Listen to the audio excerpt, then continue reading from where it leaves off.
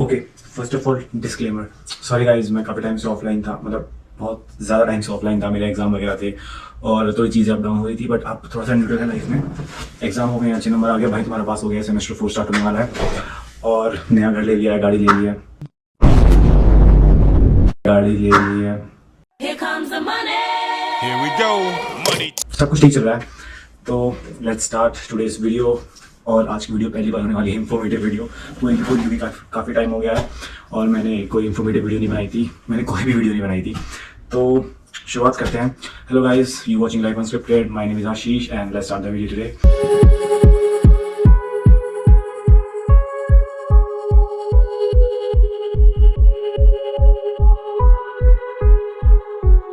The fingerprint on my soul.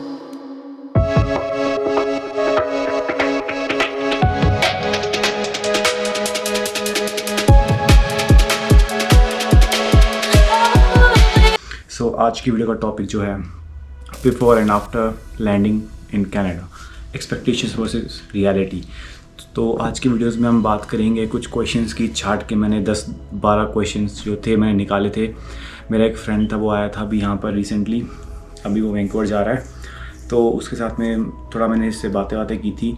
तो मैंने उससे कुछ चीज़ें पूछी थी एंड फिर मैंने कनाडा आने के बाद उससे कुछ बातें पूछी, लाइक जो उसकी थॉट्स थी, and I saw some changes in that and I thought कि मुझे क्वेश्चन सबको बताने चाहिए यूट्यूब की वीडियो के थ्रू, क्योंकि यू नो जेन्युइन सामान मिलेगा इधर यूट्यूब पे। तो शुरू करते हैं वीडियो के कंटेंट के साथ। कोई ना कोई पूछेगा टाइम क्या हो गया, तो अगर मैं तुम्हें टाइम बताऊं तो यहाँ पर रात के 3 बज चुके हैं, यानी कि सुबह होने में 1 घंटा बाकी है और आज है फ्राइडे 3 मई और तुम्हारे भाई ने पूरे क्वेश्चंस भाई लिख रखे हैं। तो लेट्स स्टार्ट। जनरली जो मेरा पहला उससे क्वेश्चन था मेरा ये था कि भाई किसका आइडिया था बाहर आना कनाडा में, लाइक तुम्हारा था, फैमिली का था। तो उसने बोला कि मेरा खुद का आइडिया था, तो दैट्स वेल एंड गुड। तो यहाँ पर एक पॉइंट या फिर इवन से नोट हेयर कि भाई कल को तुम में से कोई भी कनाडा ही नहीं है, ऑस्ट्रेलिया जा रहा हो, यूके जा रहा हो या कोई भी अदर कंट्रीज़ में जा रहा हो, तो आई सजेस्ट कि आप लोग खुद को परखें पहले तो, क्योंकि यार सर्वाइव करना हर किसी के बस की बात नहीं होती, यहाँ पर बहुत मुसीबतें होती हैं। तो आई विल से कि कभी भी किसी की देखम मत जाओ। जो आपका मन कर रहा है, अगर आपको लगता है कि यू कैन अचीव समथिंग, अगर आप बाहर जाते हो तो I will say definitely give a shot to it. But अगर आपको लगता है कि आप नहीं कर सकते, बट आप किसी की देख के जा रहे हो कि भाई वो इतने मज़े ले रहा है वहाँ पर, बाहर की लाइफ है हु, तो you will pay very badly, trust me. तो पहला क्वेश्चन यही था मेरा उससे कि बट होपफुली वो डिसाइड करके आया है। आई प्रे टू गॉड कि वो काफ़ी अच्छा करे लाइफ में, और आई प्रे कि आप लोग भी सब अच्छा कर रहे होगे लाइफ में। कमेंट में बताना मुझे भाई सब ठीक कर रहा है नहीं कर रहे, सब कमेंट करो कि all doing good. Okay, so next question was what was the weirdest piece of advice anyone gave to him about Canada before leaving. तो भाई ने बोला कि भाई उसको किसी ने कुछ एडवाइस दी नहीं थी, क्योंकि उसके नोन में इतने कोई खास लोग थे नहीं जो कनाडा आ रखे थे। उसका एक स्कूल फ्रेंड था जो मेरा फ्रेंड है बेसिकली, तो ऐसे मैं उसको जानता हूँ। तो उसने उसको बोला था कि भाई ऐसे, मतलब कुछ चीज़ें बताई थी, मैं वो डिस्क्लोज नहीं करूँगा। But if somebody needs a piece of advice while coming to Canada और सम अदर स्टेट, अपना गोल तुम्हें क्या करना है आपके, क्योंकि मैंने यहाँ पर देखा है लोग डिफ्रेंशिएट नहीं करवाते अपने गोल के लिए। लाइक इंडिया से लोग आते हैं पढ़ने के लिए और यहाँ पर आकर जॉब करते हैं, पैसा कमाते हैं, and then they fail to get good marks in studies, and फिर उनको जॉब नहीं मिलती है, फिर वो लाइक सुबह शाम शिफ्टों में धक्के मारते हैं। तो that's something which should not happen to people who come here. तो अपना गोल डिफाइन करके आओ यार। अगर घर वालों ने तुम्हें कहा है कि भाई पढ़ो अच्छे से, तो एक अच्छा कोर्स चूज़ करो, दिमाग लगाओ, एफर्ट्स लगाओ, हार्डवर्क करो, और इवेंचुअली 1-2 साल बाद जब पढ़ाई आपकी पूरी होगी तो you will pay of it will pay of it, trust me. तो यहाँ पर आकर जॉब्स के पीछे भागना, पैसे कमाना, इट्स नॉट एवरीथिंग। पैसे आप इंडिया में कमा सकते हो, आप यहाँ पर क्यों आए हो, क्योंकि आपको इंडिया में वो एजुकेशन नहीं मिल रहा था। तो आई विल से अगर आप पढ़ने आ रहे हो तो पढ़ो, और अगर आपको पैसे कमाने हैं पढ़ाई मत करो, कोई ऐसा कोर्स लो जो बहुत ईजी है, एंड देन सिर्फ पैसे कमाओ। ठीक है गाइस, सॉरी मैं काफ़ी रात को वीडियो बना रहा हूँ। तो ओके, अगला क्वेश्चन, राउंड ऑफ करके हाउ मच मनी उसने स्पेंड किया था इन सब चीज़ों पे। तो उसने कहा था कि भाई वन टाइम जो राउंड ऑफ करके उसने पैसे बताए थे उसने कहा था भाई 22 लाख के आसपास लगे थे, और जो कि काफ़ी बढ़िया है। मैं ब्रेक डाउन करूँ इस अमाउंट को, तो आपकी 6 लाख रुपए की GIC होती है in Indian rupees. Okay, talking about Indian rupees, कोई अदर कंट्रीज़ नहीं, सिर्फ इंडियन रुपीज़।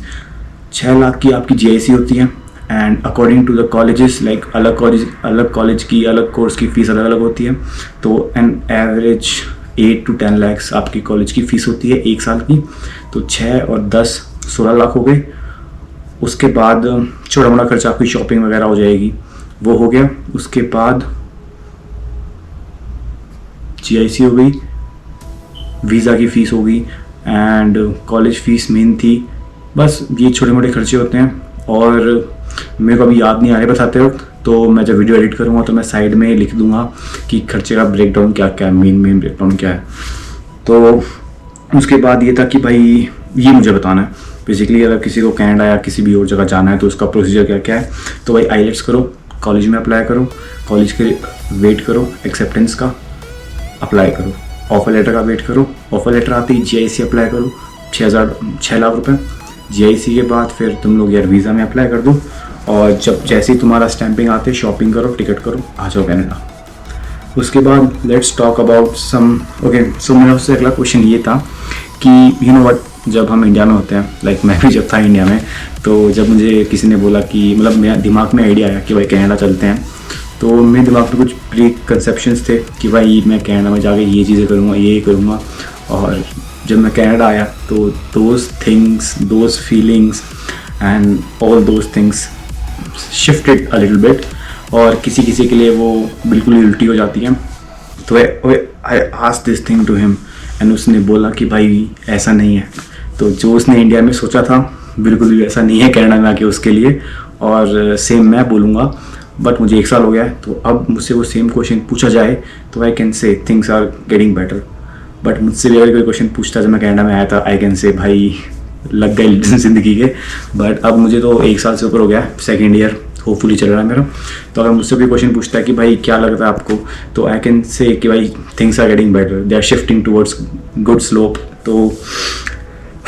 तो भाई ये मत सोचो कि सब कुछ फेरी टेल है, तुम यहाँ पर आओगे पैसे कमाओगे, ऐसा नहीं है। हार्डशिप करनी पड़ती है, अननोन जगह है, तो समझ रहे हो आप मेरी बात, समझ रहे हो।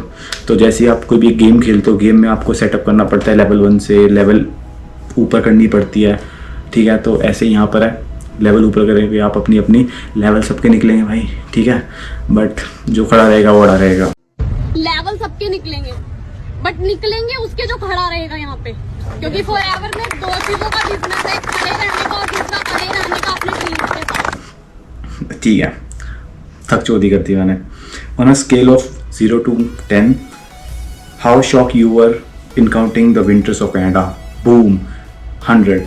भाई इतना तगड़ा विंटर पड़ता है यहाँ पर। जब मैं भी लैंड हुआ था और सेम जब वो लैंड हुआ था, तो यहाँ पर आई थिंक -53 इस साल का पीक गया था, -56 पीक था भाई। और अगर आप सांस लोगे ना, आपके लंग्स फ्रीज कुछ सेकंड्स के लिए। तो भाई on a scale of 0 to 100, scale is very small, make it to 100% shock भाई।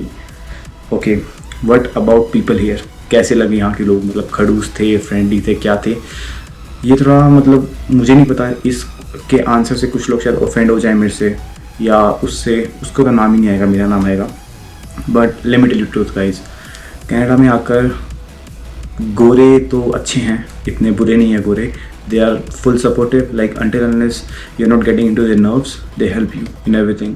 पढ़ाई के रिगार्डिंग हेल्प करनी हो या किसी के regarding, they help you. Otherwise they are very polite to you. अब उनसे कुछ भी क्वेश्चन पूछोगे जवाब देंगे, आपको नहीं आता होगा रेफ़र देंगे कि भाई उनसे आगे पूछो।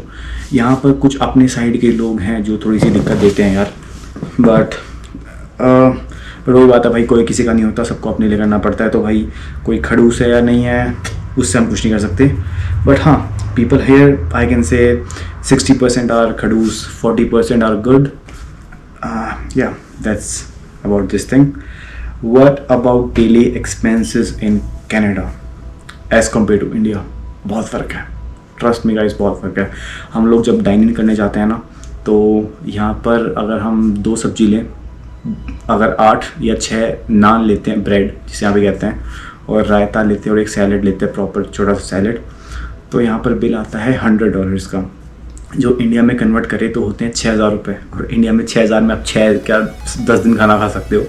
तो expenses as compare to India very high, क्योंकि कंट्री काफ़ी ऊपर है, हाईली पॉपुलेटेड इंडिया, सॉरी मतलब इकनॉमी अच्छी है कंट्री की, कंट्री का करेंसी रेट बहुत ज़्यादा है इंटू 60, तो कंपेयर तो नहीं कर सकते एक्सपेंसेस को।